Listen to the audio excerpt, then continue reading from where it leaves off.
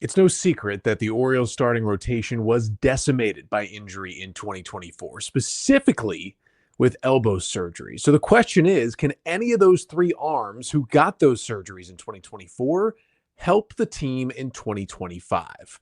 We'll try to answer that question coming up on this episode of the Locked On Orioles podcast.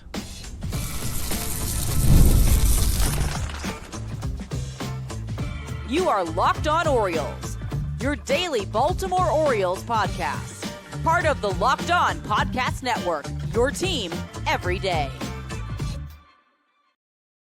Hey there, Orioles fans. Today is Wednesday, November 13th, 2024, and welcome back into the Locked On Orioles podcast, part of the Locked On Podcast Network, your team every day. As always, I'm your host, Connor Newcomb. And coming up on today's episode, we will continue our Orioles 2024 player season review series. And today, we're actually going to look at three players because they all kind of fit into the same category. All three of these guys were going to be, at least we thought, members of the starting rotation to begin the year. All three had elbow injuries, and all three had major elbow surgery that knocked them out for the rest of this season and for a good chunk of next year as well. But they all pitched at least a little bit. That was Kyle Bradish, Tyler Wells, and John Means. We'll try to give you the recap of all three of their seasons and answer the question, will any of them be able to help the Orioles next year? But that's all coming up on this episode of the Locked On Orioles podcast, which is brought to you by FanDuel. You can start the season with a big return on FanDuel. New customers can place a $5 bet, and you'll get started with $150 in bonus bets if you win your first $5 bet. Just visit FanDuel.com to get started today. So again, we're going to go over the seasons and the injuries of Bradish, Means, and Tyler Wells.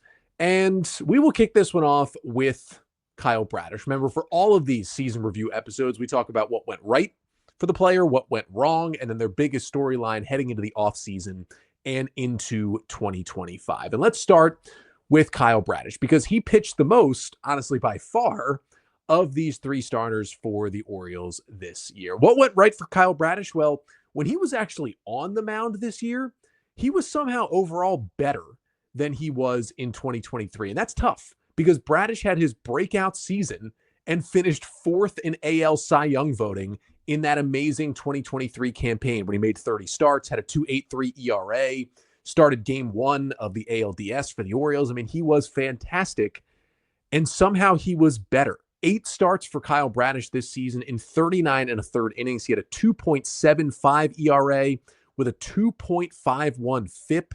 He upped his strikeout rate from 25 to 33%. Now his walk rate did jump up to 9%, but still nothing that difficult. Opponents hit just 186 against Kyle Bradish this year in his 8 starts. He was just dealing. He had 53 strikeouts in 39 and a third innings as a starting pitcher. Again, small sample size, but those are pretty absurd strikeout numbers. For a starter to have a 33% strikeout rate, that is very, very elite. And that is what Bradish did. And even beyond that, he was able to pitch to contact enough. I wouldn't say he pitched to contact fully, but when he did, he was getting a lot of soft contact as well. So even when he was, trying to bounce around and feel out his arm and feel out his elbow and all that stuff. And we will, certainly get to kind of what he was able to do overall and what hampered him this year. What he did on the mound in terms of just the not allowing hard contact was pretty amazing as well, because sometimes you get these big time strikeout pitchers, and when they actually give up some contact, it is hard contact. But if you're watching here on the Locked On Orioles YouTube page, of course, make sure to like, comment, and subscribe.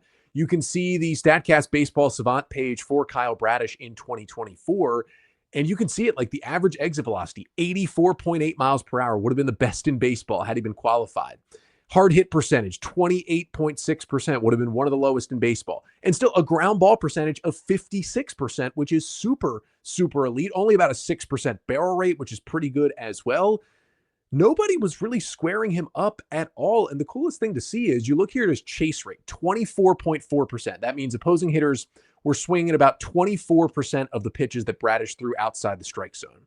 Generally, when you get a guy who has a high strikeout rate and a low hard hit rate like Bradish was able to put together in, again, not a large sample size, but in 8 starts this year, you'll generally see a guy with a high chase rate, a guy who, he's getting soft contact because guys are swinging outside the zone, hitting little dribblers, hitting little pop-ups, or they're striking out so much because they're swinging and missing at pitches outside the zone. But for Bradish to have a chase rate at 24% and still have a K rate and that high and a hard hit rate that low, that is like the elite of the elite. Because that tells you that Bradish's stuff was nasty inside the strike zone as well, because most of his swings, 3/4 of them, were coming on pitches inside the zone, and he was still getting swings and misses, and he was still getting those pop-ups or those soft grounders on pitches in the zone. That's how nasty his stuff was. Now, he also kind of made a little bit of an adjustment, and we'll kind of talk about whether or not this was injury related. But in 2023, one of the big reasons why he had so much success is he just took his slider, which was clearly his best pitch, and made it his number one offering. He threw that slider 31% of the time last year. That was his most used pitch. Opponents hit 168 against it, had a 36% whiff rate. He just said, I know it's unconventional to throw a slider more than a fastball, but this is my best pitch. Here it comes. The slider was still absolutely his number 2 pitch this year. However, he did go with the sinker as his top offering. It was 40% sinker, 30% slider this year. Now, he cut the 4-seamer usage tremendously, which is good. That is by far his worst pitch. But he threw the sinker so much because opponents hit 157 against the sinker. And he was throwing it in the zone whenever he wanted. It had its usual good velocity, around 95 miles an hour. And it was getting a lot of ground balls, as you could see with that 56% ground ball rate. Just everything seemed to be working with that sinker. The slider was still great in as much as he used it. Now, the question is, did he do that so much because of the lingering injury? And that is where we get to what went wrong for Kyle Bradish this year. And clearly, it's the multiple injuries. Now, the Orioles got to spring training in mid-February, and Mike Elias did what is always the scariest press conference of the year. He talks to the media on the day that pitchers and catchers report, and you learn about the injuries that happened during the offseason. And the worst one for the Orioles was the Kyle Bradish news. He announced on that first day that Bradish had a sprained UCL, that the Orioles were not going directly to Tommy John surgery. They were going to try to get him back on the field. He went for the injury was suffered in January when he was building up his throwing. He went through the rest. He got the PRP injection, which is kind of the alternate process outside of the surgery that sometimes works for guys, doesn't generally work, but sometimes works. And it seemed like it was working. He was healing well. He was rehabbing well. And he returned on May 2nd. He basically only missed a month and change. And as I mentioned, he made 8 really great starts. Basically, there was one bad start in there. He gave up 5 runs in 2 2/3 against the Rays on June 1st. That start was kind of weird. Velo was down. He started to worry a little bit in that start. But otherwise, the other 7 were classic Bradish, and he got back on the mound. But he then started against the Phillies on June 14th. And, his velocity and his spin rates and the stuff all looked pretty normal. But he threw 66% fastballs in that start against Philly. He was still good. Just got through, 5 innings, gave up a couple of solo home runs, kept the O's in a game that they would eventually lose in extra innings. But you could take that data from that was the final start he made and clearly came out of that one, said, I'm still feeling pain, got more imaging done, and then his season was over. Combine that with the fact that he was already throwing a lot more sinkers than usual, and he threw 2/3 fastballs in that final start, leads me to believe that there may have been something where, hey, Bradish certainly knew he was not 100% when he came back to the mound, and it just felt better on his elbow to throw fastballs than it did to throw his slider or his curveball. And that combination can tell you some things potentially. And when he came out that second time, it was done for the year. They found out he did, in fact, need the Tommy John surgery. And 5 days later, on June 19th, Kyle Bradish got Tommy John surgery with the internal brace as well. Sometimes those are 2 different surgeries, but there's a double version that allows for extra stability that was actually performed on Jacob deGrom last year when he got his surgery. Bradish got the same thing. So now we look into, okay, what is the biggest storyline for his offseason? Well, it's clearly, will Bradish pitch for the Orioles in 2025? He got that same surgery as deGrom, actually almost 1 year later to the day. deGrom got his Tommy John plus internal brace on June 18th of 2023. Bradish got his June 19th of 2024. So a very easy timeline to compare to for a right-hander that's a little bit older than Bradish, but, throws pretty hard and has nasty stuff. DeGrom returned September 13th of this year to the mound for the Rangers. So you're looking at about 15 months before he came back. Now, I will say the Rangers were pretty much, they were out of the playoff race when DeGrom returned. You have to think if the Rangers were better this year and were competing for a playoff spot, DeGrom could have maybe pushed himself to return a little bit earlier than September 13th. So in that case, I would say maybe we're shooting for a September 1st return. Like maybe you can get Bradish for September and October of this year. Like best case scenario would be sometime in August, but I would be shooting for a September 1st return for Kyle Bradish. Like if Bradish can be the pitcher the Orioles add when rosters expand on September 1st of 2025, that would tell me rehab went well and he is ready to go. And that really puts this into perspective because when you get that Tommy John in June, you're not just losing that season, you are losing most of that next season as well. So maybe it's earlier than that if we're lucky. These surgeries are always somewhere between 12 and 18 months, but there's also the possibility he misses all of 2025 as well. That is not out of the realm at all for us to not see Kyle Bradish until spring training of 2026. And really the other question is will he be the same pitcher when he returns? You just never know. I mean, Tommy John's surgery has more and more of a success rate as it goes on, but it's certainly never perfect. And a lot of guys don't come back the same. And we know how good he was pre-injury. So it's certainly something we'll follow. But again, I think the hope is just September 1st that he can potentially be back. But next up on this list is John Means, who also had elbow surgery, but it was even worse for Means because that made it 2 in just over 2 years. So we will talk about what his future is as he hits free agency. That is coming up next. But first, this episode of the Locked On Orioles podcast is brought to you by SelectQuote. The World Series, the Super Bowl, the Olympics, the world's top athletes get to play in these top-level sporting events thanks to one thing, teamwork. And teamwork can also protect your financial legacy and your family's future.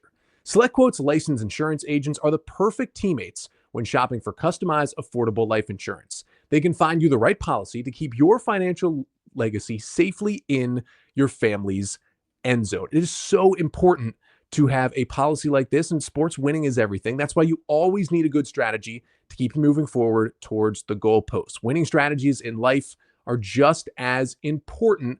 That's why you got to go to SelectQuote for life insurance. SelectQuote is one of America's leading insurance brokers with nearly 40 years of experience, helping over 2 million customers find over $700 billion in coverage since 1980. At SelectQuote, they shop and you save. So get the right life insurance for you for less at SelectQuote.com/lockedon. And go to SelectQuote.com/lockedon today to get started. That is SelectQuote.com/lockedon. So next up, we turn our attention to the season of John Means, which unfortunately was cut even shorter than that of Kyle Bradish. And let's start with what went right for John Means. And at least, hey, the 4 starts that he did make for the Orioles, well, they were pretty good. 4 starts for the O's this year for Means, 20 2/3 innings. He had a 2.61 ERA. And listen, he didn't walk anybody. Well, he walked 2 batters, but basically didn't walk anybody. 2 walks, 1 hit by pitch, 2 homers are allowed, 16 strikeouts, 16 hits, and 6 earned runs in those 20 2/3 innings. He kept the Orioles in games. I mean, I know it was only 4 starts, and that stinks, but kept the O's in games. And listen, when he returned in 2023 from the initial Tommy John surgery, remember he got TJ back in May of 2022, had a little setback with his back, finally returned in September of 23, made 4 really good starts down the stretch for the Orioles, but then felt some more soreness, and the Orioles kept him off their 2023 postseason roster. And that hurt this team because that kind of pushed Dean Kramer into starting Game 3 of the ALDS. He got destroyed, and the O's were swept by the Rangers. Now, that clearly was not the only reason the O's were swept by the Rangers in that series, but having Means would have helped. And when he did finally come back this year, he was really good. Made his season debut on May 4th. About 7 scoreless innings, 3 hits, 8 Ks, and no walks in a hitter's ballpark against the Cincinnati Reds in his season debut. It looked like, I mean, that was quite literally, I talked about it when the start happened. That was one of the top 5 starts of John Means' career, and he had it in his first start fully back this season. The changeup heavy usage, got 19 total whiffs. I mean, he was awesome.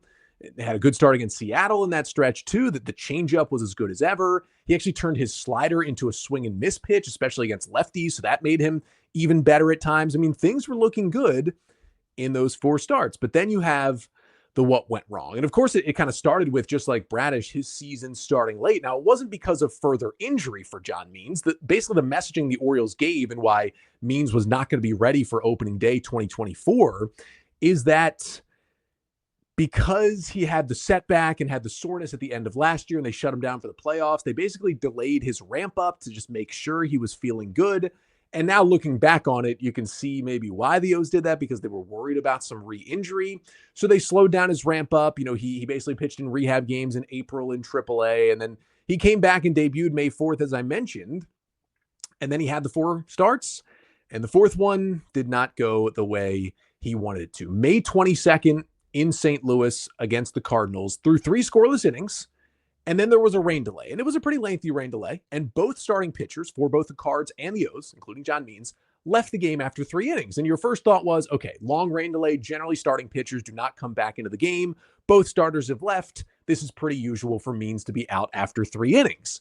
But the thing was, when he came out after that 3rd inning, rain delay or not, he went into the clubhouse with the training staff, and it hit it briefly because there was kind of the rain delay to pile on top of it. But the velocity was way down. The velo was, of every pitch for Means, was down like 2 or more miles per hour. I mean, he was throwing 4-seam fastballs at 88. And I'm not saying John Means is a flamethrower, but you're at least used to seeing him 90, 91, 92. He was throwing 88 in that start in St. Louis.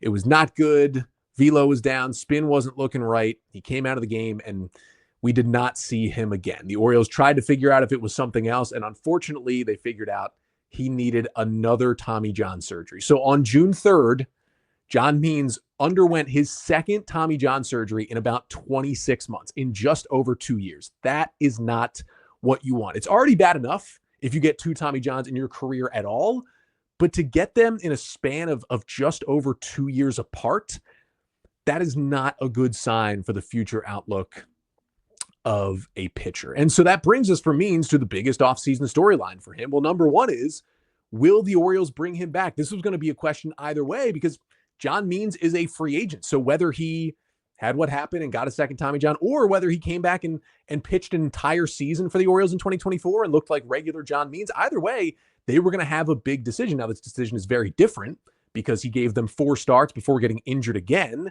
and is going to miss a good chunk of next year as well. It's got to be tough to figure this out for Means. I mean, he's certainly not going to be a priority this offseason for the O's. And with that timeline, we talked about it with Kyle Bradish, with the timeline of the June Tommy John. I mean, he got it a little earlier than Bradish, and he just went through it, so maybe he can come back a little earlier. So maybe you can hope for August more than you can with Bradish, where we're hoping for September, so you get a little more John Means in 2025. So there's a thought he could, I mean, it's a good chance if he wants to, he will pitch in the big leagues at some point next season. It's just like, how much John Means do you get? If he gets a deal from anyone, Orioles or elsewhere, I would think it's going to be one of these 2-year contracts that you see a lot of injured pitchers get, where the first year they'll be paid like $1 million or something like that to rehab, and then you hope they can come back for a month, and then you backload the contract with incentives so that if the pitcher is healthy in year 2 of the contract and fully ready to go, hey, if you hit 20 starts, you make this much, 25 this much, 30 starts this much. You know, you hit these strikeout things or whatever it may be, you make more and more money if you're on the mound. That's probably more like what it would be. And the question is, would the Orioles want to do that? And would John Means want to do that in Baltimore? Now, I would love to see John Means get a chance to come back here. He's meant so much to this team, to this city, you know, was kind of the ace of this team through the dark days. And because of the double Tommy Johns, I mean, he's barely gotten to pitch for good Orioles teams. I mean, when he was pitching in 2022 early before the injury, the O's hadn't really taken off yet. And then when he came back last September, 4 starts then, 4 starts this May, and that's it for him on like truly good Orioles teams. He deserves more than that, But just because of the injuries, unfortunately, it may not happen for John Means. The free agent matrix from John Becker, the average prediction is a 2-year, $10 million contract for John Means. That's probably what you'd see. You'll see a team offer him, like a 2-year contract where he would get $1 million in 2025 to rehab and then $9 million for 2026 as long as he's healthy and he can come back and pitch a full season. And while I would be certainly interested in the Orioles making that kind of deal, giving them an option maybe for late next year, but more likely some more depth to have in 2026, I also think it's more likely that maybe a team like the Royals, always looking to add pitching, they're ascending as well, and that means his hometown team. That's where he'd from. I'm sure he'd love to be able to sign there and kind of be rehabbing to where when he comes back from rehab, he's coming back to Kansas City. So if the Royals are interested there, I would not be surprised if that deal is made. But guys who have 2 Tommy John surgeries, especially that close together, it's generally not the same when they come back. And that's the other thing you got to think about. Like, there's a good chance he's not the usual John Means. And the usual John Means is not overpowering guys. He's playing off that fastball changeup combo. Maybe he's never the same. I mean, if you go back and check out my episode from June 5th, I know that was a while ago, but I did a breakdown of guys who have had multiple Tommy John surgeries in their career and how they've done when they've come back after the second TJ. It is rare in history that guys have 2 Tommy Johns and come back and are still like at least solidly effective major league pitchers. That list is a very, very short one of guys who have done that. So that definitely worries me about Means. I would just, from what I've heard, lean towards the fact that he's probably not back with Baltimore. But I do hope if he's not, someone else gives him like that 2-year pillow deal to help him rehab, and that for whatever team it is, whether it's the O's or somewhere else, we can at least in 2026 see a healthy John Means throwing some more pitches in the big leagues again. But that final injured guy to talk about, well, he threw even less pitches for the Orioles this year than John Means. And that is Tyler Wells, who had his season really ended the earliest in 2024. We'll talk about his outlook to finish off the pod coming up next. But first, this episode of the Locked On Orioles podcast is also brought to you by FanDuel. Get ready to tackle the NFL action with FanDuel, America's #1 sportsbook. Because right now, new customers can bet $5 to get $150 in bonus bets if you win. The FanDuel Sportsbook app gives you everything you need to place live bets on the NFL all in one place. So when you get a hunch in the middle of the game, you can check out the latest stats, view live play-by-play, and so much more on the same page where you place your bets. Just visit FanDuel.com to join today. You'll get started with $150 in bonus bets if you win your first $5 bet. And that's at FanDuel.com. Never waste a hunch and make every moment more with FanDuel, an official sportsbook partner of the NFL. So to finish things off, as we talk about the seasons, reviewing the seasons of the O's injured starters, we will wrap it up with Tyler Wells, who threw the least out of any of these guys this year, unfortunately. What went right with Tyler Wells? Well, can't lie, not that much. We're going to talk about the injury, only getting 3 starts. Now, when he was out there, his changeup was pretty good. It jumped up to his #2 most used pitch. He upped his usage a bit on that changeup. It had a 28% swing and miss rate. Opponents hit just 143. That was nice to see. He threw way more curveballs this year in those 3 starts, and they were good. Up the usage from 8% to 19% and had a 42% whiff rate. Opponents hit 200. That's a good sign. Again, very small sample size, but that's a good sign for Tyler Wells. Otherwise, there is not much in the what went right category for Tyler Wells, because what went wrong was pretty much everything. He only made 3 starts, and they weren't very good. In those 3 starts, 15 1/3 innings for Wells, a 5.87 ERA. He allowed 10 earned runs on 18 hits, 13 Ks, 3 walks, and 3 home runs allowed. Walks certainly weren't a big issue for him. That's usually his calling card, as he throws a lot of strikes, but otherwise, just not a good season for Wells. And unlike Means and Bradish, who, we learned about injuries early in the year and had their spring trainings cut down and had their season starting late and then got the elbow surgery, it seemed like Tyler Wells was good to go to begin the season. He was in the starting rotation to begin the year, even after having the injury last year. And when he came back, he finished the season in the bullpen in September and October, got a rotation spot back, especially with Means and Bradish out, had a big chance to hold on to that rotation spot.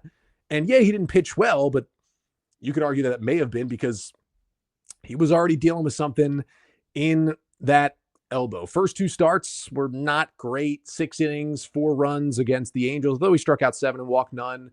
Then 5 1/3, 3 runs against the Pirates. Like, he was fine. He was keeping the O's certainly in games in those first 2 starts, but wasn't anything spectacular.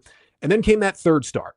It was April 12th against the Milwaukee Brewers. He allowed 4 runs on 6 hits over 4 innings of work against Milwaukee, threw a whole lot of pitches. The velocity was down. The spin rate was down in those 4 innings.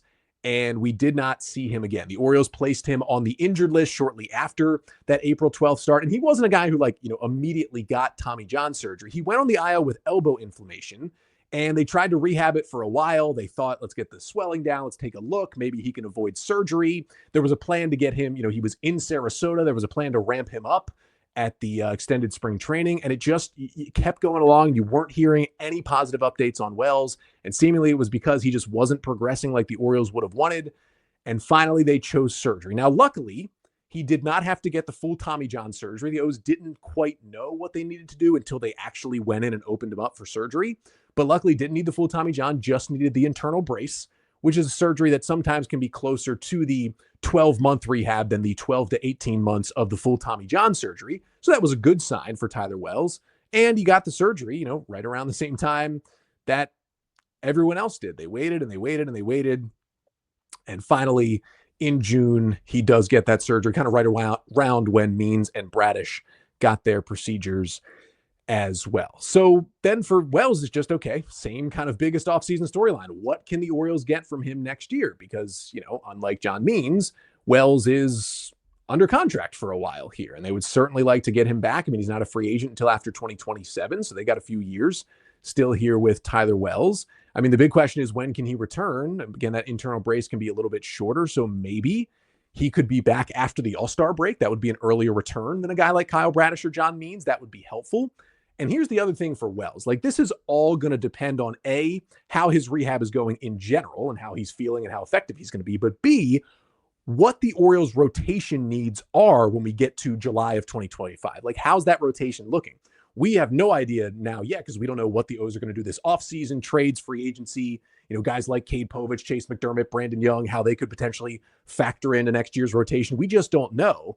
But if it's next July and the Orioles are in need of a starting pitcher, maybe they're, doing the full ramp up for Tyler Wells to rejoin the rotation. But if we get to around the All-Star break of next year and the O's have 5 good starters and, they got somebody like McDermott who's just like depth, and him and Brandon Young, and they feel good about those guys, then maybe you could get Wells back even sooner, because I still believe that Wells' future long-term is as a relief pitcher. He's just been better as a reliever in his career with the Orioles. His stuff seems better suited there. And just with the way his body has been breaking down, it just seems safer to put him in the bullpen. And we've seen him really shine in that role. So I would put him as a reliever. If you only have to build him up to be ready to pitch, 2 innings at a time at most instead of 6 or 7 innings, that rehab doesn't take as long for a reliever to get through, whether it is the Tommy John or the internal brace. So if we get to June or July and the O's are like, you know what, we're feeling good about this rotation, we can have Wells come back as a relief pitcher.